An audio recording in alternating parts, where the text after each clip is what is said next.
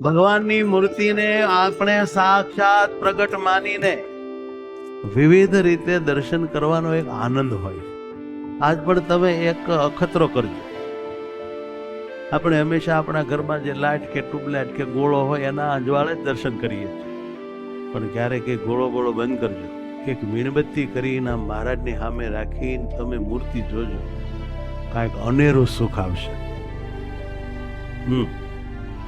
ક્યારેક મોબાઈલની બેટરીથી આમ મહારાજની સામે રાખીને દર્શન કરજો ચકરડામાં, તો વિવિધ સુખ આવશે.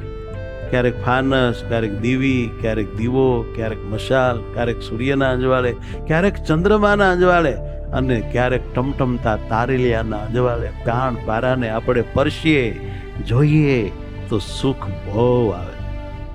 વિવિધ સ્થળે ઘનશ્યામને ટપુડાને લઈ જઈએ, પધરાવીએ અને વિવિધ રીતે દર્શન કરીએ અને વહાલ કરીએ તો ભગવાનમાં હેત બહુ વધી જાય. વાલા પ્રયોગ કરજો. વિવિધ રીતે દર્શન કરવાનો એક આનંદ હોય. બહુ હરિભક્તોએ દીવા આવું બધું કરીને એમને ઘરે મહારાજને જોયા, મૂર્તિ હૃદયમાં ઉતારી.